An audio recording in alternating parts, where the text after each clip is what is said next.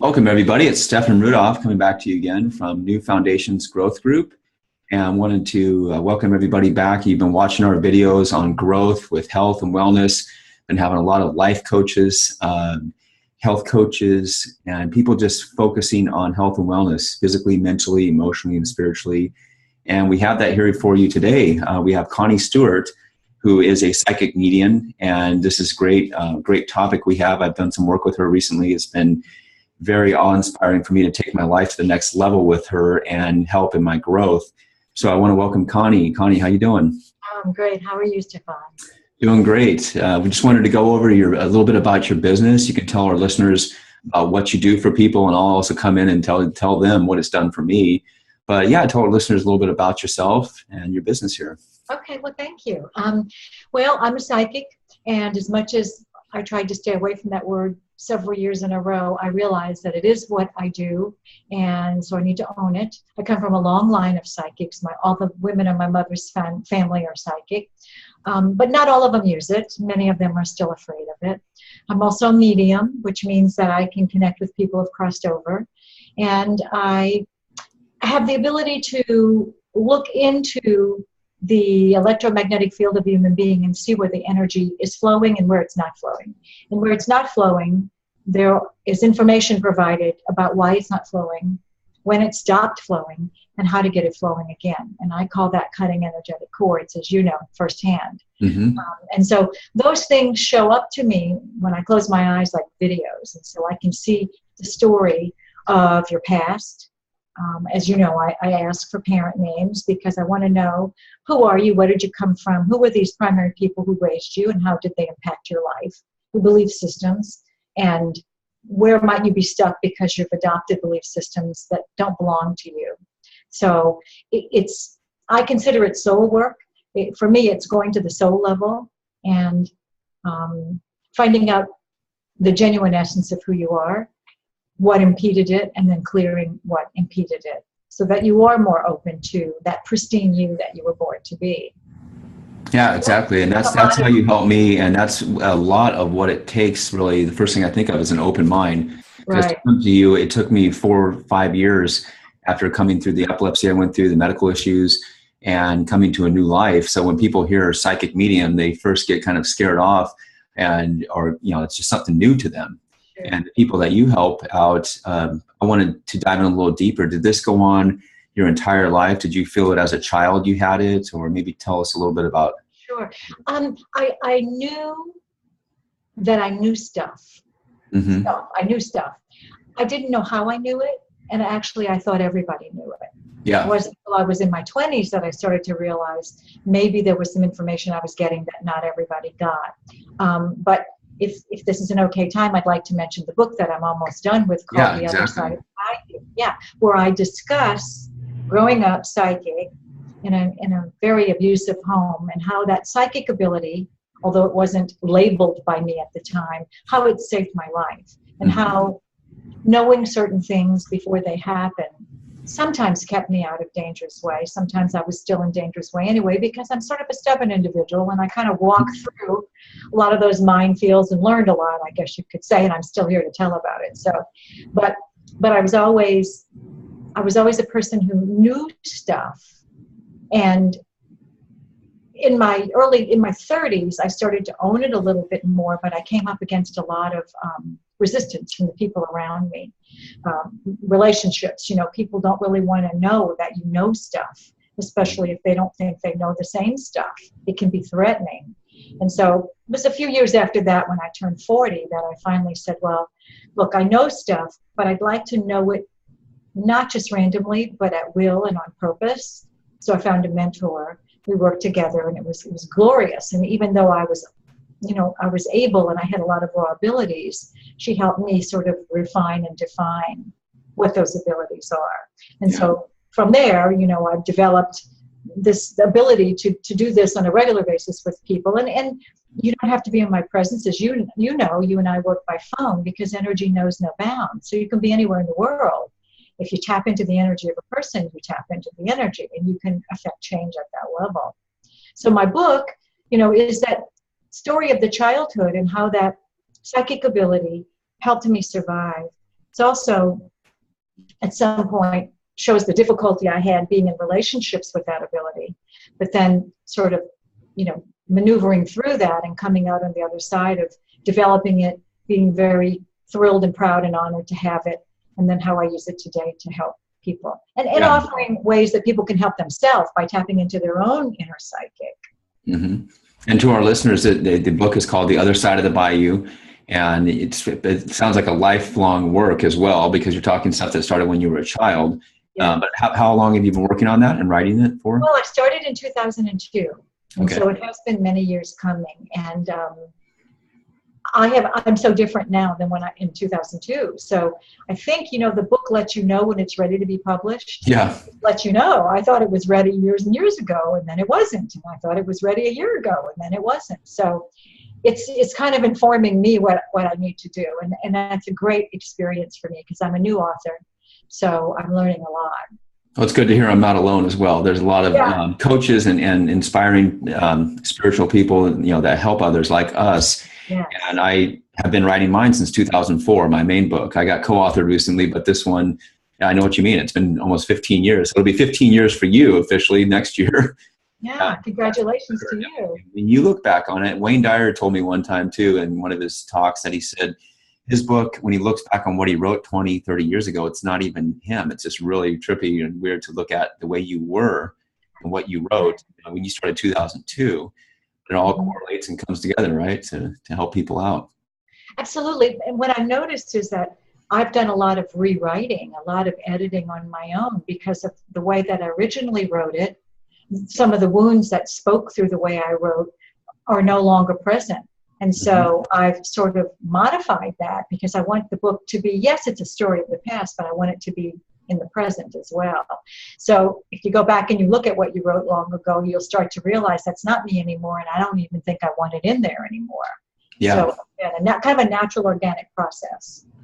And also to the listeners, then, how would you be helping them? The way you helped me, I'll give an example real quick, is we talked about my father and the issues I had and being able to cut the cord. And it really hit home to me to how far it goes back and stuff that we block out consciously, but it's there. And you did a great job in opening my mind up and taking it to the next level. Maybe you can tell our listeners how you help people when it comes to relationship issues, or like I had with my father, or something like that. Sure. Well, I think one of the abilities that I've developed is the ability to look at things from a different perception. There's the collective consciousness, and that is what we all sort of agree on. We all say, this is black, this is white. But sometimes that's not true. We just get stuck into this collective consciousness. So when you're a child and you're impacted by the belief systems of your family, and you can have great parents, you can have awful parents, and everything in between. But as a child, as a very young and absorbent being, you absorb what they show you as the truth. And if they are not stellar parents, and for instance, in my case, they were abusive, then that becomes the truth. And even though when I'm old enough, maybe 10, 11, 12, to say, no, I don't like that, it's too late. It's already imbued in my cells. Yeah. And my cells have told me, you only deserve to be abused. You only deserve to be, talked down to, whatever. And go out you attract those relationships, right? That's right. And that's how you know what's happening on the inside. Let the outside world show you, as a barometer reading, what's going on inside. So when a person comes to me, let's say, and he or she's kind of complaining about their mate, the first thing I do is say, well, let's take a look at this, because if you were completely balanced emotionally, spiritually, mentally, you probably wouldn't have attracted this person. So it kind of goes without saying that a really healthy, balanced person does not attract a very unhealthy, unbalanced person. So then let's get real. We're all both unbalanced. We both need to be looked at and tweaked, and cords need to be cut, right? Instead of projecting it all onto our mate. And a lot of us do that. So, going in and looking, first of all, at, if it's a couple, each of their early childhoods, and then seeing why they attracted each other, becomes very apparent. And then you look at the two energies side by side, and you see what the low common denominator attraction is. Look at it. Usually it's fear, right? It's fear. If it's an unbalanced or tumultuous relationship, fear is at the root of that. And then you start to unravel how it showed up in his life and her life. And sometimes couples grow differently. So one may be more willing to look at themselves than the other. And that's okay for a while, but if that continues, very often the relationship won't sustain, right? Because one wants to grow and the other's like, well, you know, I'm not seeing it, and that's okay. That's their prerogative. But now you've lost the reason for the attraction. The magnetism is gone. Mm-hmm. So I like to and hope that when couples come to see me that they sort of want to track together so that we can really enhance the relationship. The biggest shift I see, because I went through marriage counseling myself, and it's a big part of it was not what is she doing, but what am I doing, right? What am I doing that is attracting this or causing it? Because a lot of the ego, especially in men, right? Well, she's doing this, and then she says he's doing this. There's always conflict. Well, women say it too. Yeah, exactly. I think you're right. And so it's a very powerful stance to say, why did I attract this? That is the most powerful thing a human being can say to themselves. It's not a sign of weakness or of, you know, lack of intellect. It's actually quite brilliant, because the only thing you can change is you. So the minute you begin to own your own behavior and attractions, even if you don't fully understand it, you're on the path to growth. Yeah, that's a great phrase. I even wrote that down. But, you know, asking a question like that, why did I attract this? Or what did I attract this? Right. Blaming those people, because there's just too much to blame out there. It's too easy to blame. And exactly. You know, I always say to people, when we identify the imprints from your parents, we're not blaming them, because, my God, their parents imprinted them, and the ones before them, where would we start? Where would we finish? Instead, let's just say human condition. But now we're in a new time. Energies are different. We're in a new paradigm. Why don't we look at this differently instead of just accepting that's the way it was in my family? We don't have to accept it as our present and our future. You know, we can't change the past, but we can say, oh, okay. And we can view it from a place that's far more powerful than we ever knew was possible by saying, okay, this is my karma. I chose these people. They're here to teach me something. I am who I am today, not in spite of my abusive father, but because of him. It's a very different perception. Very different perception. Yeah, that awakening point, like you start seeing it and perceiving it. Right. Right. And that's where you help people. Is it mainly women or both in areas? You know, it's an interesting question. In the past, it was primarily women. But you know what? More and more men are coming to like me. Yeah. And I love it. And I think it's a sign of an awakening with the masculine. And I love it. I just love it. And it makes me feel good, because I feel honored that maybe I have the qualifications to help the masculine. I mean, I had to heal a lot of my wounds with the masculine to get to that point. So it tells me, you know, if I keep it with me for a second, wow, this is good. This is good. I'm evolving, because now my male clientele is increasing. Wow.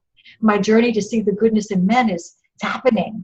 It's happening. Because they're seeing, or you're helping them see the masculine and feminine in both of us. So as a man, if I'm too machismo and too much masculine, we all have that. We have to separate it, though. We have to understand I need to be more, get along with. There's a term called the sacred marriage, and this has been a goal of mine for a long, long, long time. If we can integrate the masculine and feminine and bring them together in equal balance, knowing that, you know, some days one may lead a little over the other, but ultimately it's that balance, then we have the sacred marriage, which absolutely enhances every relationship externally. Yeah, that's right on the money. That's awesome, Connie. And then basically the other side of the Bayou, does it talk about in that area, it's about your life, or also in helping? Maybe go a little bit more in detail. Yeah. So it starts, of course, with my early life. Actually, it begins with a diagnosis that I received last September. And it was a health diagnosis that was very scary. And that diagnosis set me on memory's path. And I began to digress again. Even though I had the book mostly written, I started to get back to it and digress into, wow, this is reminiscent of a scare that I had as a child. And so it brought me back into that swampy abyss. And that's how the story goes. It's recounting some of that. And then it pops back up again, back in present day with, you know, okay, this is the journey that I've experienced, all of it, the abuse, the beatings, everything. It was, you know, mother was a schizophrenic, father was an alcoholic, all of that coming back up finally embracing my abilities, but still struggling through relationships and things like that, then understanding that better, then talking about how I offer my God-given abilities to other people as a way of healing. Sort of like, I'm walking on this path and I'm learning and growing and I love company. So come on, y'all, let's go. If you're interested. Join the ride. Join me for the ride. Right. So it's kind of that sort of a story. And then I try to focus at the end also on how individuals can tap into their own intuitive natures, trusting that more and how they can use that to help themselves. And of course, if you're trying that and you feel you need more help, you can always call me, but there's a lot we can do individually too. Yeah, a lot of it comes from this voice that we hear within, and sometimes it's hard to decipher which voice, but I was just listening to a seminar yesterday, a motivational speech on YouTube, and the speaker said, listen to that quiet voice within. It's the real quiet one.